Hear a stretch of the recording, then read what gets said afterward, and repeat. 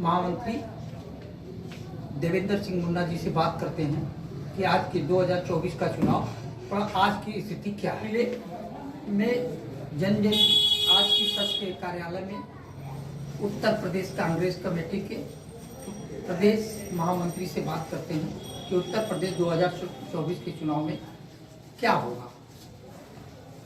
महामंत्री जी, उत्तर प्रदेश कांग्रेस आई का plus India गठबंधन का क्या स्थिति रहेगी?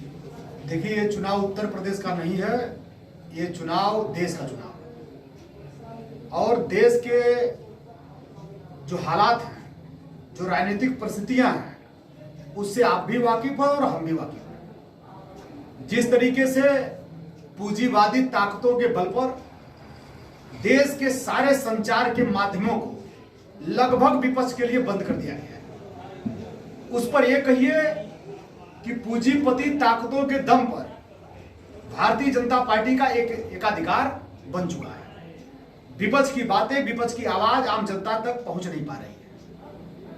यह जो लोकतंत्र का गला घोटने की साजिश है भारतीय जनता पार्टी की और भाजपा के सरकार की, इस चीज को धीमे धीमे आज पूरा देश महसूस कर रहा है। यह जो 2024 का लोकसभा चुनाव है, यह एकदम स्पष्ट दृष्टिकोण से तय कर देगा कि इस देश की सत्ता पर, इस देश के संसाधन पर मालिकाना हक पूंजीपतियों का होगा।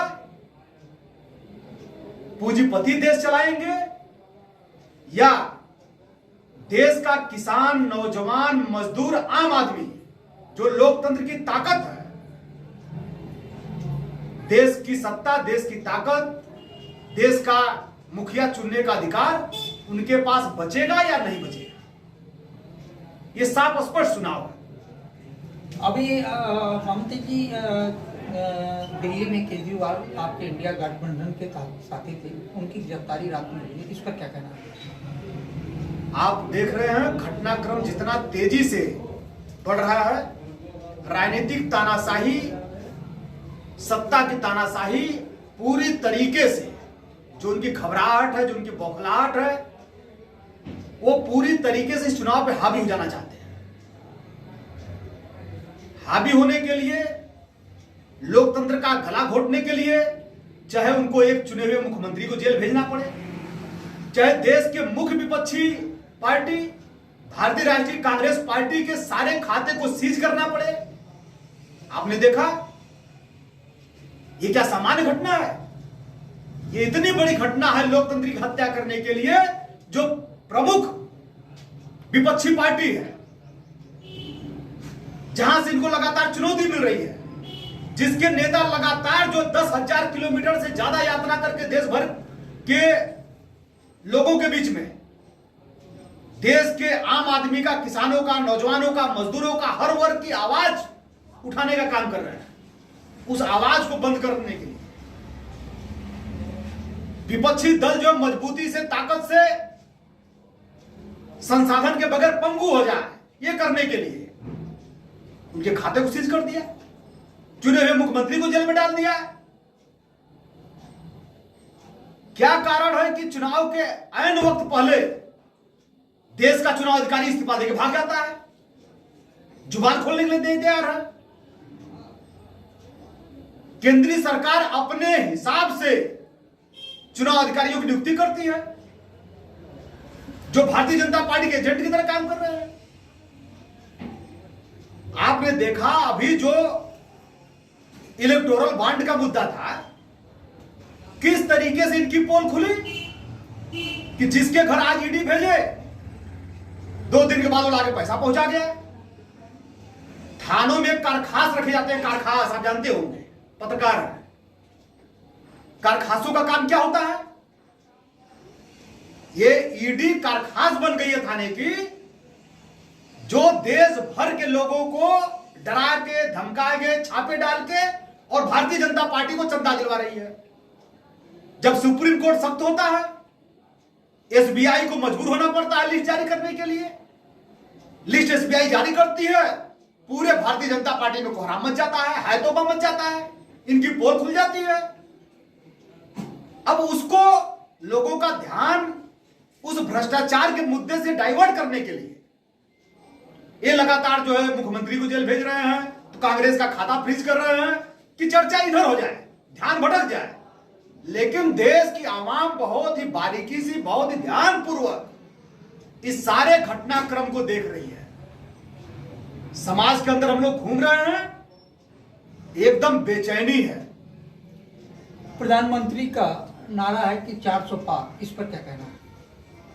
वही बात तो मैं कर रहा हूं कि भारतीय लोकतंत्र के अंदर यह देश की जनता तय करेगी कि किसको 400 पार देना है, किसको सत्ता में बैठाना है, किसको जो है हराना है, किसको जिताना है। यह लोकतंत्र में देश की जनता का अधिकार है, यह भारतीय जनता पार्टी के लोगों का अधिकार है। मोदी आखिर कैसे तय कर दे रहे हैं कि हम 400 पार पाएंगे? जनता अभी वोट दी नहीं, जनता ने मन बनाया नहीं, प्रत्याशी तय नहीं हुए और वो कह हम 400 पार। ये कौन सा अहंकार है? ये उन्हीं अदानी अंबानी के दम पर, जो उनके अंदर एक अहंकार पैदा हुआ है कि हम पूंजीवादी ताकतों के दम पर, पूंजीपतियों के दम पर इस देश की जो लोकतंत्र है, जो देश की राजनीतिक व्यवस्था है, उसको हाईजैक कर लेंगे और जैसे चाहेंगे, जब जैसे चाहेंगे इस देश के लोकतंत्र को अपने इशारे पर नचाएंगे। अध्यक्ष जी, एक सवाल है, इंडिया गठबंधन से चंदौली में सपा प्रत्याशी, देखिए वीरेंद्र सिंह जी जो है कई बार जनप्रतिनिधि रह चुके हैं, सरकार में मंत्री रह चुके हैं। उनके क्षेत्र में चले जाइए, उनके क्षेत्र का बच्चा बच्चा ये कहता है कि वीरेंद्र सिंह सबकी बात सुनते हैं, लाओ लश्कर के साथ जो है दबंगई नहीं करते हैं, बहुत ही गांधीवादी तरीके से राजनीति करते हैं।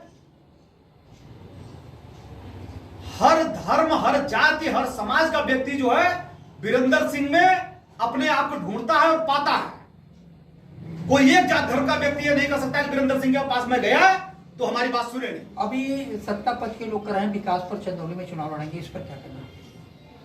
आप चले जाइए चंदौली जनपद के किसी गांव में, चंदौली जनपद के किसी ग्राम में जाने का रास्ता अगर शुद्ध बना हो, उसमें गड्ढे ना हो, तब इनका विकास में मानू। आप सारे जो है ग्रामीण क्षेत्र के गांव के जो है सड़कों को उठा के देख लीजिए, 1 घंटा बारिश होती है तो पूरा जो है कीचड़ कीचड़ जो है, पूरा रास्ता गड्ढा में पानी भर जाता है। चंदौली के अंदर जो है यह किसानों का क्षेत्र है, ग्रामीण क्षेत्र है, यहां की बहुसंख्यक आबादी गांव में रहती है। आपने गांव के विकास के लिए क्या किया? गांव की कोई सड़क क्यों नहीं बनवाई? कोई लिंक रोड क्यों नहीं बनवाया? आप किसका विकास करना चाहते हैं? ये लोकतंत्र बचाने का चुनाव है, यह देश और संविधान बचाने का चुनाव है। सारे विपक्षी पार्टियों के जो नेता हैं बहुत ही गंभीरता पूर्वक, क्योंकि उनको पता है कि अगर गुजराती लाबी का कब्जा जो है इस बार हो गया देश की सत्ता पर, तो आगे आने वाले चुनाव में लोकतंत्र नहीं बचेगा।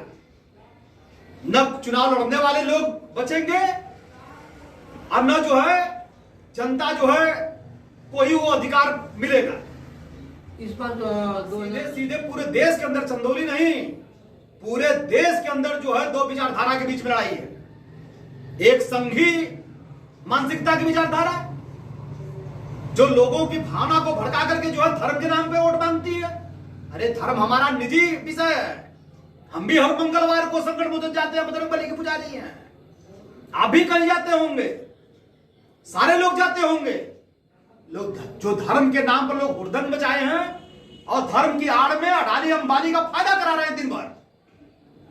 देश के सारे सरकारी उपक्रमों को, देश के सारे सरकारी उपक्रमों को बहुत ही तेजी से जिस तरीके से उन्होंने अडानी अंबानी के हाथों में सौंपने का काम किया है धर्म की आड़ में, इस बात को देश की जनता समझ रही है। जिस तरीके से सारे संवैधानिक संस्थाओं पर संघी मानसिकता के लोगों को बैठा करके ये अपना एजेंडा चला रहे हैं, एजेंडा थोप रहे हैं, ये भी देश की जनता समझ रही है। जिस तरीके से ये तानाशाही पे उतर गए हैं, जिस तरीके से लोकतंत्र की हत्या कर रहे हैं, जिस तरीके से सिस्टम के दम पर ये चुनाव हाईजैक कर लेना चाहते हैं, सत्ता की ताकत के बल पे, अपनी एजेंसियों के बल पे, डरा धमका के, ये भी देश के लोग समझ रहे हैं। ऐसा नहीं है, ये भारत है, अंग्रेजों को खदेड़ा है। तब मीडिया नहीं थी, तब जो है टीवी के मुख्य स्क्रीन पे दिन भर जो है अंग्रेज नहीं दिखते थे, तब भी खदेड़ा है।